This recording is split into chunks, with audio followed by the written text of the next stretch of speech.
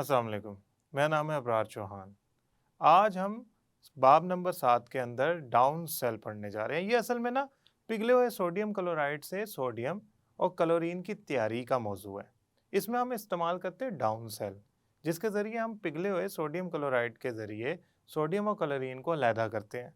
ये एक बहुत ही अहम इंडस्ट्रियल प्रोसेस आप कह लें या इंडस्ट्री में इस्तेमाल होने वाला तरीक़ेकार है। ये एक तफसीली सवाल है और इसकी डायग्राम बहुत ज़रूरी है। हम लेक्चर की तरफ चलते हैं और इसको समझते हैं। आज का हमारा मौजू है पिघले हुए सोडियम क्लोराइड से सोडियम मेटल और क्लोरीन गैस का हसूल।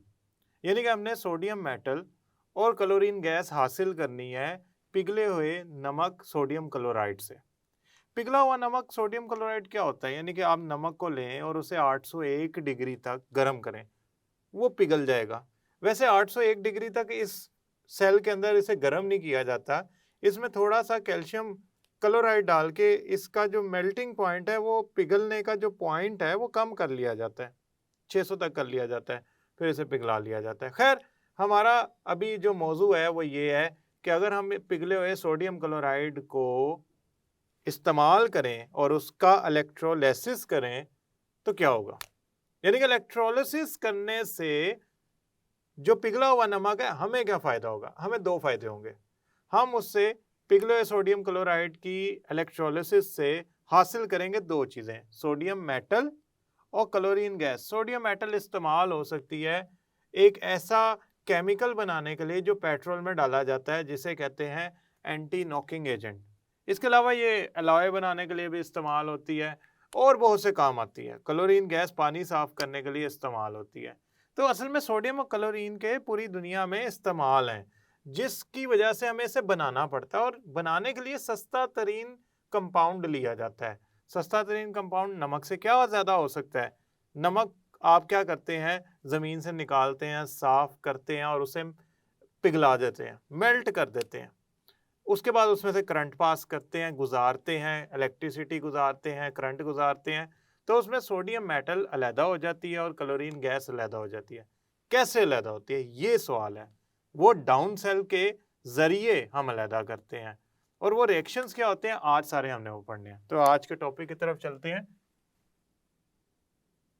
पिघले हुए सोडियम क्लोराइड से सोडियम मेटल और क्लोरीन गैस का हसूल।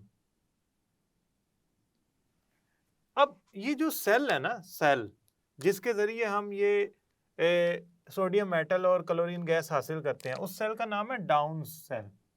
डाउन सेल ये असल में एक किस्म का इलेक्ट्रोलाइटिक सेल है। डाउन सेल से सोडियम मेटल और क्लोरीन गैस हासिल की जाती है, का गैस का हसूल होता है। ये वो सेल है। अच्छा, ये जो डाउन सेल है ना, ये एक किस्म का ये इलेक्ट्रोलाइटिक सेल है। यानी कि ना, इसमें आप करते क्या हैं, आप इसके अंदर करंट गुजार के रिएक्शन करवाते हैं। ये एक नॉन स्पॉन्टेनियस रिएक्शन है। इसमें आप सोडियम क्लोराइड को पहले तो करते हैं, सॉलिड होता है, गर्म करते हैं तो वो पिघल जाता है, तब्दील हो जाता है सोडियम आयन में और क्लोराइड आयन में। यानी कि वो जब सोडियम क्लोराइड सॉलिड से मेल्ट होगा ना, तो वो सोडियम क्लोराइड लिक्विड बन जाएगा, मोल्टन बन जाएगा और उसके अंदर आयंस मौजूद होंगे। यानी कि मैं अगर यहाँ पे लिखना चाहूँ तो मैं कुछ यूँ लिखूंगा कि सोडियम क्लोराइड को आप गर्म करेंगे तो वो सोडियम क्लोराइड लिक्विड में चेंज होगा, मोल्टन स्टेट में जाएगा और वो असल में सोडियम आयन और क्लोराइड आयन का मजमुआ होगा, का उसका जमघट्टा होगा या उससे मिलके बना होगा। तो जब तक हम इसको मेल्ट नहीं करेंगे, मोल्टन नहीं लाएंगे, पिघली हुई सूरत में नहीं लाएंगे, तब तक हम इसमें जितना मर्जी करंट गुजारने की कोशिश करें, इसमें से करंट नहीं गुजरेगा। करंट गुजारने के लिए इसको पिघलाना ज़रूरी है। वैसे तो सोडियम क्लोराइड का मेल्टिंग पॉइंट 801 डिग्री है, लेकिन हम इंडस्ट्री में करते यूँ हैं कि इसमें थोड़ा सा कैल्शियम क्लोराइड डाल के इसका मेल्टिंग पॉइंट 600 तक ले आते हैं और फिर इसे मेल्ट आसानी से करके इसको पिघला लेते हैं आसानी से और सोडियम आयन और क्लोराइड आयन बना लेते हैं। तो मैं मोल्टन का लफ्ज़ बोलूँ, पिघलाने का लफ्ज़ बोलूँ, मेल्ट करने का लफ्ज़ बोलूँ, तो समझ जाना ये सॉलिड ठोस हालत में नहीं है। ये कौन सी हालत में होगा? ये लिक्विड स्टेट यानी कि माया हालत में या मोल्टन हालत में होगा, पिघली हुई हालत।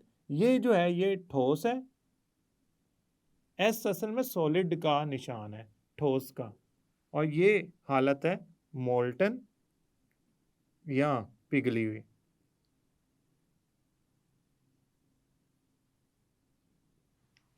पिघली हुई हालत है। अच्छा, दूसरी बात,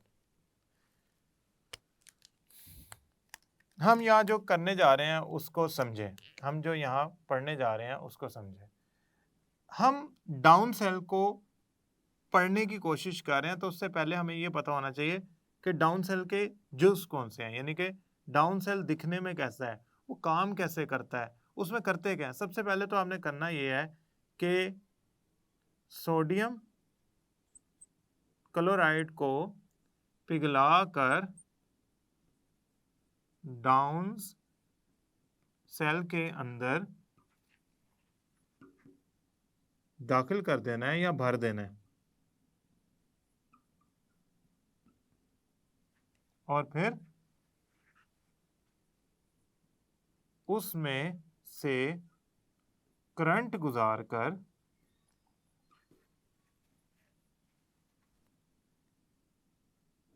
पिघले हुए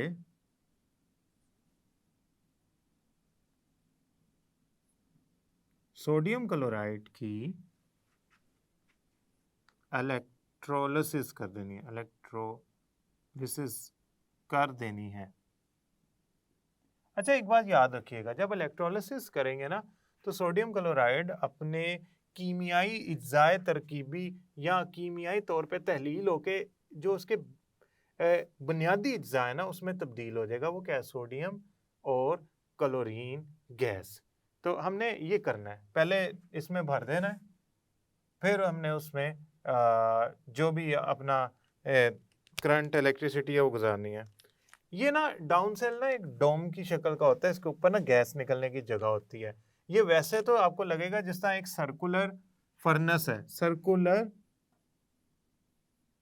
फर्नेस है, यानी कि ना एक गोल बहुत बड़ा, ये इधर ये यूं गोल होता है, आप जैसा तस्वीर में देख सकते हैं। ये सर्कुलर फर्नेस की शक्ल है।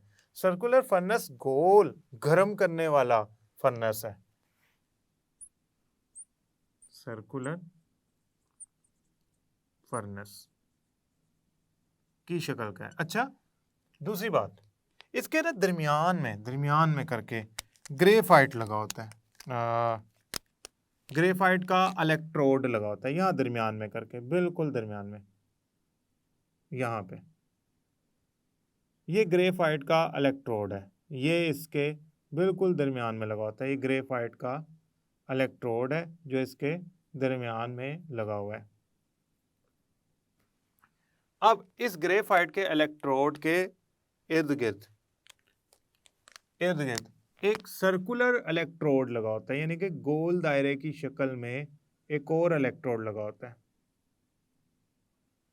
और ये इसको अगर मैं ये वाले एक हिस्से को इस तरह कर दूं तो ये थोड़ा वाजे हो जाएगा बनाने के लिए। आप देख सकते हैं जैसे जैसे मैं यहाँ तस्वीर बनाता जा रहा हूँ वो उस तस्वीर से मिलती जा रही है जो आपको यहाँ पे नजर आ रही है।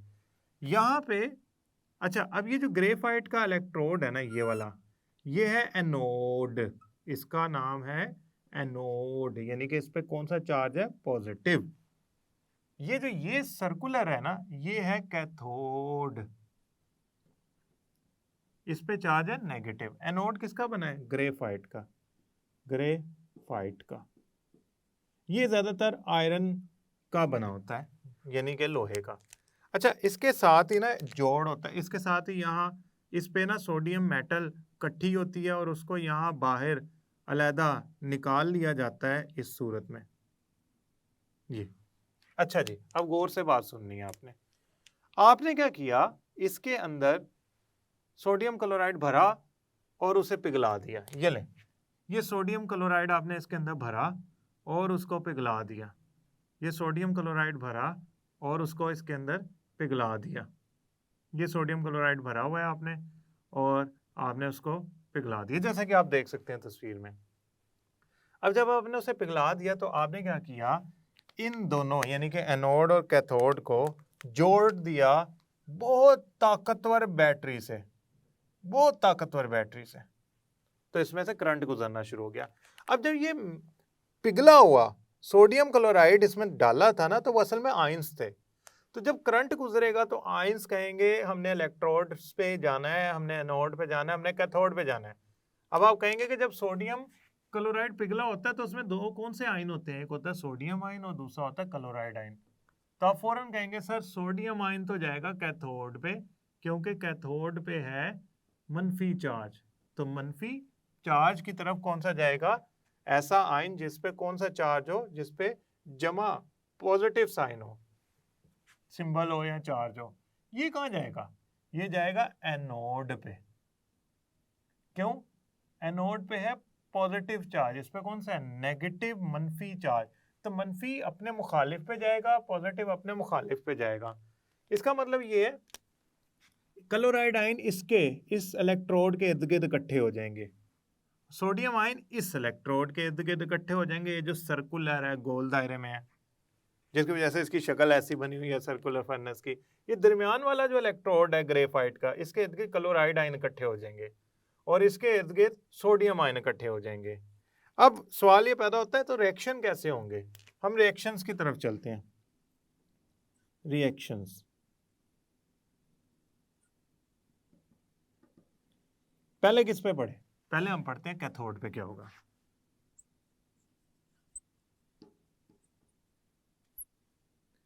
कैथोड पे मनफी चार्ज है। ओके, अच्छा, कैथोड पे गया सोडियम मेटल। देखें sodium metal, sodium metal ion कौन सा पॉजिटिव, ये गया कैथोड पे। इसने वहां जाके एक इलेक्ट्रॉन हासिल किया कैथोड पे। उसने इलेक्ट्रॉन क्यों हासिल किया, कैथोड पे है मनफी चार्ज, यानी कि ज्यादा सारे इलेक्ट्रॉन इस पे मौजूद है, तो वो जाके एक इलेक्ट्रॉन ले लेता है और बना लेता है सोडियम मेटल। पहले आयन था, बन गया मेटल। वो यहाँ पे इकट्ठा होना शुरू हो जाता है, इसके पीछे पीछे इधर इसके इर्द गिर्द इकट्ठा होना शुरू हो जाता है और यहाँ से इकट्ठा होता होता है यहाँ भर जाता है। यहाँ से हम सोडियम मेटल निकाल लेते हैं। अच्छा, दो इलेक्ट्रॉन हासिल करेगा तो दो सोडियम आयन, दो सोडियम मेटल बना लेंगे। ये रिएक्शन कौन सा हो रहा है, आप फौरन कहेंगे इलेक्ट्रॉन का हसूल वाला, उसे क्या कहते हैं, रिडक्शन। तो इधर रिडक्शन हो रही है।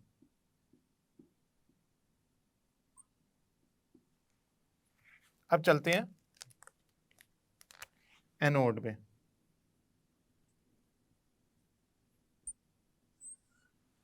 एनोड पे क्या होगा, जरा गौर से समझनी है बात, ये समझने वाली है। ठीक है, दो क्लोराइड आयन जाते हैं एनोड पे और क्लोरीन गैस बनाते हैं और दो इलेक्ट्रॉन निकाल देते हैं। कैसी अजीब सी बात है, एक क्लोराइड आयन नहीं जाता, क्योंकि एक क्लोराइड आयन एक रेडिकल बनाएगा, क्लोरीन गैस नहीं बनाएगा। दो क्लोरीन रेडिकल्स का बनना क्लोरीन गैस बनाएगा। तो यहाँ पे ये दो क्लोराइड आयन लिक्विड या मोल्टन या माया हालत में, पिघली हुई हालत में मौजूद होते हैं, तो वो गैस की सूरत में चले जाते हैं। याद रखिएगा ये आयन भी पिघली हुई हालत में होता है, ये भी उसी में होता है। खैर, मैं अगर इनको ना लिखूं तो बेहतर होगा, ताकि आप असल चीज़ को समझ सकें कि जो सोडियम मेटल हम यहाँ पे इकट्ठी कर रहे हैं वो, और क्लोरीन गैस, ये दो मुख्तलिफ हालतों में है।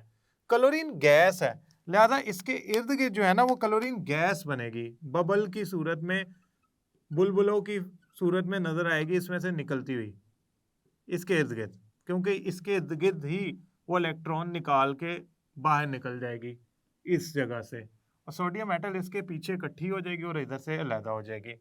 ये क्या हो रहा है, ये हो रही है ऑक्सीडेशन।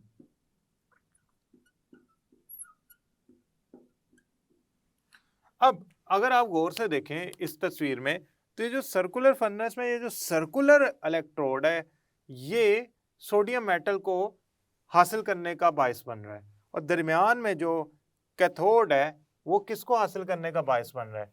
वो हासिल करने का बायस बन रहा है क्लोरीन को। क्लोरीन बबल्स की फॉर्म में, बुलबुलों की फॉर्म में निकलेगा और चला जाएगा। चूंकि इसकी हालत गैस है, लिहाजा ये ऊपर की तरफ जाएगा। सोडियम मेटल जो बनेगी वो होगी मेल्ट, पिघली हुई माया हालत में, लिहाजा वो इधर से नीचे की तरफ इकट्ठी कर ली जाएगी। तो सोडियम क्लोराइड, पहले आपके पास सोडियम आयन और क्लोराइड आयन थे, जब उसमें से करंट गुजारा गया तो वो इलेक्ट्रोलिसिस हो गई, और इलेक्ट्रोलिसिस के नतीजे में दो चीज़ें बनी, sodium metal, chloride ion chlorine gas में तब्दील हो गए और वे एक दूसरे से अलहदा हो गए। अब आपने जब बोर्ड में ये तस्वीर बनानी है तो कोशिश करनी है कि आप इनके ऊपर इनको बताएं भी ये क्या है। मतलब जिस तरह मैंने बताई है, एनोड है, ये कैथोड है, बाद में मैंने उसे बैटरी से जोड़ दिया। लेकिन आप बेहतर तो यही है कि कैथोड को इस तरह और एनोड को इस तरह जाहिर करें। और ये मैंने ये मोल्टन NaCl या पिघला हुआ NaCl डाला है, वो यहाँ पे मैं लिख दूं NaCl पिघला हुआ। अब आखिरी बात जो आपने समझनी है, इसका फायदा क्या होता है? डाउन सेल से सोडियम क्लोराइड क्यों हासिल करते हैं? ये तकरीबन 99% खालिस होता है। थोड़ी सी आ जाती हैं इम्प्योरिटीज, लेकिन ये 99% तक खालिस होता है। हम इसको आसानी से हासिल कर लेते हैं, और इसमें ये जो आपकी क्लोरीन गैस हासिल होती है ये भी खालिस होती है। तो जब हमें चीज़ें खालिस और आसानी से हासिल हो रही हैं तो क्यों ना हम यही जो तरीक़ेकार है वो अपनाते रहें। डाउन सेल एक तफसीली सवाल है, और इस तफसीली सवाल में सबसे पहले तो आप बताएंगे कि हमारा इसका फ़ायदा क्या है, दूसरा इसमें करते क्या है, तीसरा इसकी तैयारी क्या है, और चौथा इसमें कौन से रिएक्शन होते हैं, और कैथोड एनोड पे ऑक्सीडेशन कहाँ पे होता है, रिडक्शन कहाँ पे होता है। ये पूरी आपने इसकी तफसीली जायज़ा बताना है। मैं उम्मीद करता हूँ ये लेक्चर आपको समझ आया होगा। अगले लेक्चर तक के लिए अल्लाह हाफ़िज़।